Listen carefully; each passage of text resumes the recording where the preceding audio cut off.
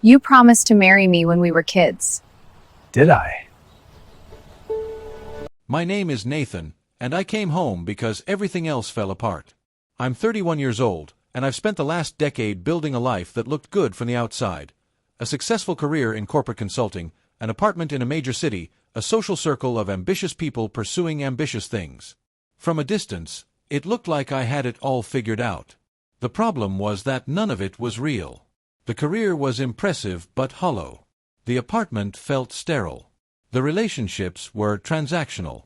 I was performing a version of myself that had nothing to do with who I actually was. Then I got fired.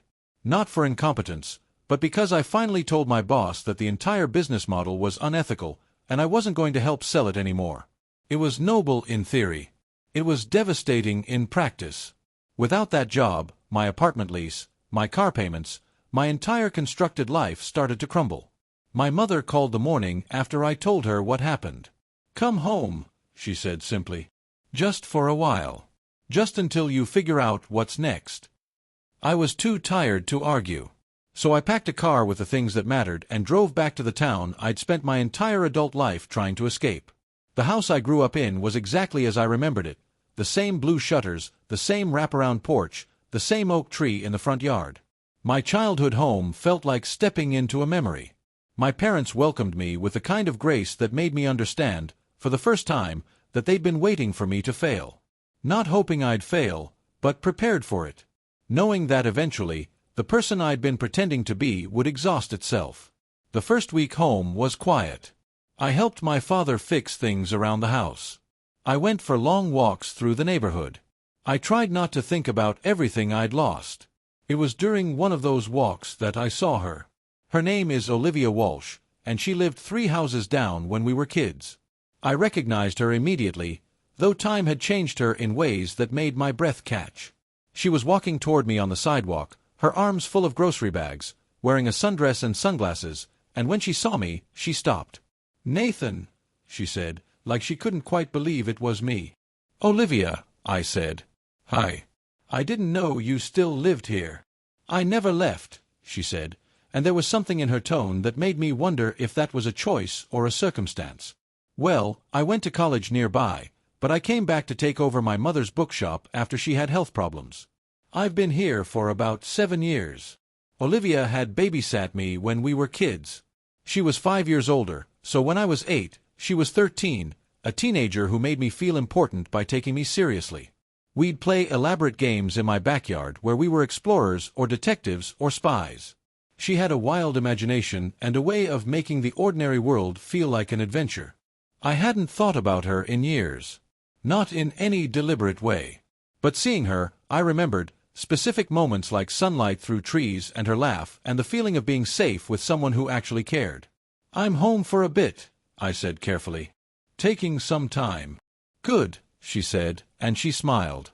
It was the same smile she'd had when she was a teenager, open and genuine. "I'm glad. The neighborhood missed you."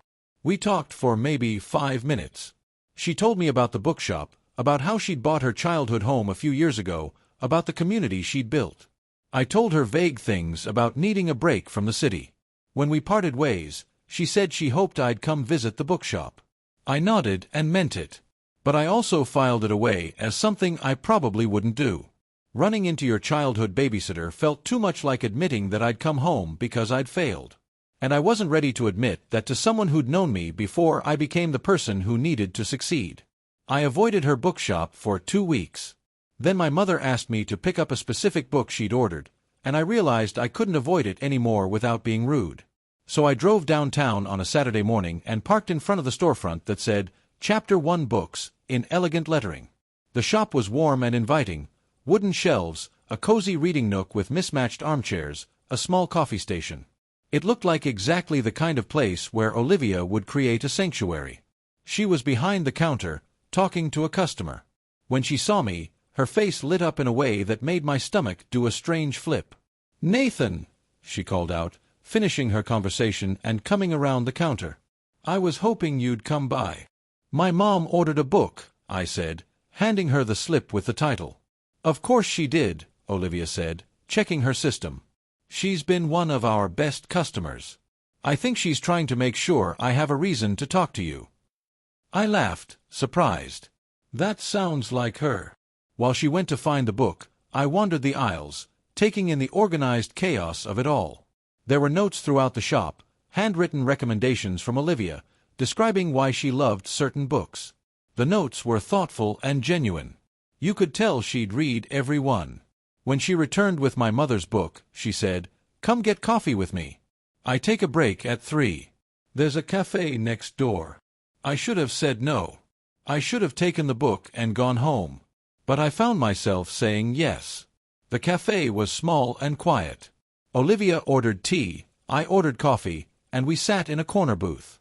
"So," she said, stirring her tea, "you didn't become a lawyer?" I laughed. "No. I became a consultant, which is worse because it's more boring and pays better." "Why consulting?" "Because it sounded impressive," I admitted.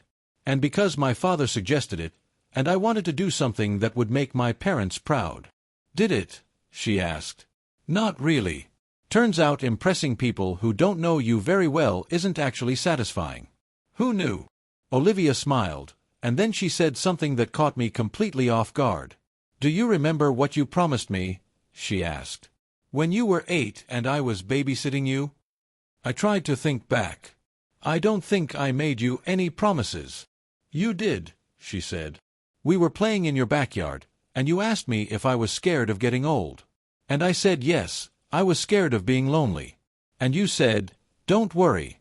When we're grown up, I'm going to marry you, and you'll never be lonely again.'"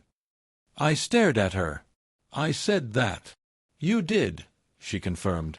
"And then you made me promise I wouldn't marry anyone else until I was sure you didn't want to. And I promised. I was 13 and you were 8, and I thought it was the sweetest thing I'd ever heard." "That's insane," I said, but I was smiling. "It was," she agreed. "You were 8. But you meant it, you know? You had that serious expression, and you were completely genuine about it. You were so sure that you were going to be my person." I didn't know what to do with that information. I didn't know what to do with the fact that Olivia had held onto this memory all these years. "Does that promise still count?" she asked, and her voice was light, like she was joking. But her eyes were serious. Very serious. "I don't think 8-year-old promises are binding," I said carefully. "No," she agreed. "But maybe the intention behind them still matters. Maybe the fact that you meant it then says something about who you are now." I started visiting the bookshop regularly after that. I'd come in the afternoons, ostensibly to browse or to help Olivia with inventory. But really, I was coming to be near her. I was coming to listen to her talk about the books she loved and the customers who'd become friends. I was coming to watch the way she moved through her own space with such certainty and peace. Olivia had built a life. Not a flashy life, not a life that would impress anyone important, but a real life. A life she'd chosen. A life that fit her. One afternoon, about 3 weeks after I'd come home, Olivia asked me to help her close the shop. She gave me a key, which felt significant, like she was letting me into more than just the physical space of the bookstore. When the last customer left, she locked the door and turned to me. "I'm going to tell you something," she said, "and I need you to just listen. You don't have to respond right away. Just listen." "Okay," I said. "When you left for college, I thought I'd get over you," she began. "I was older, and you were just my cute neighbor kid who'd made me a silly promise. I dated other people. I had other relationships. But none of them felt like what we had. This ease, this understanding, this sense that we were safe with each other." She walked over to the window and looked out at the street. "Then you never came home," she continued. "You got absorbed in your big life in the city, and you forgot about the people here. And I told myself that was fine. That we were supposed to want different things. But I kept your promise. I never married anyone, and I told myself it was because I hadn't met the right person. But the truth is, I had. I just wasn't sure you felt the same way, and I wasn't willing to wait forever for something that might never happen." She turned back to face me. "But then you came home," she said. "Broken and lost and needing to remember who you actually are. And I realized that maybe the universe knew something we didn't.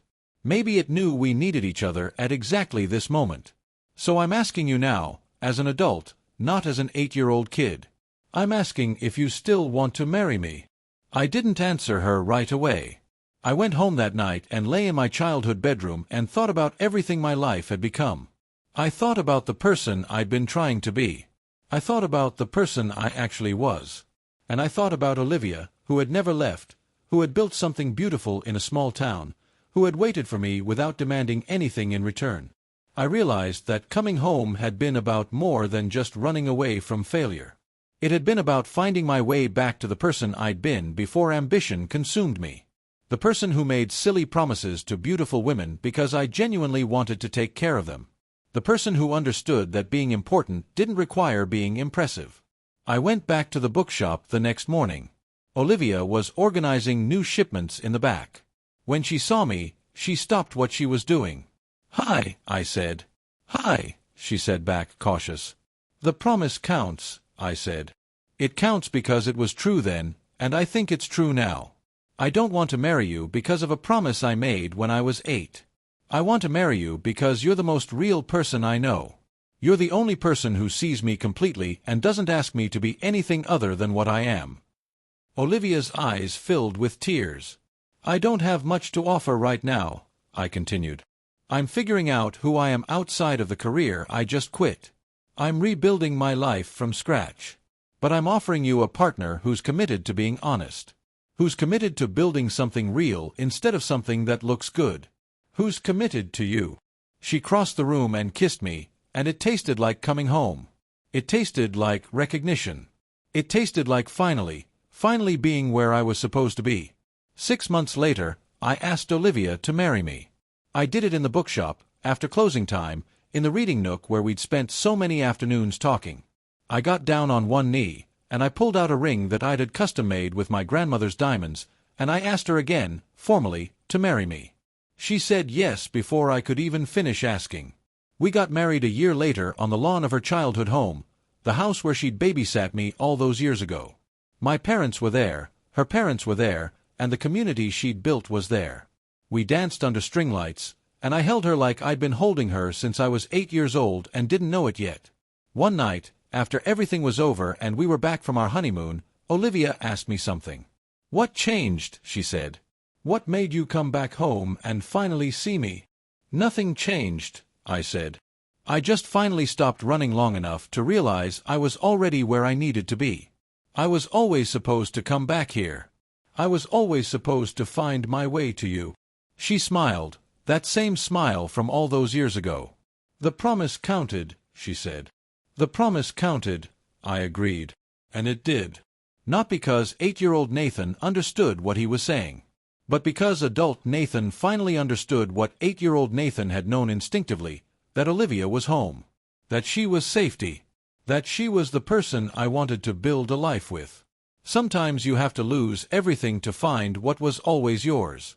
If you enjoyed this story, don't forget to hit that like button, subscribe for more heartfelt tales, and drop a comment letting us know where you're listening from. We'd love to hear your thoughts and connect with you. Thanks for being part of the Unscripted Stories community.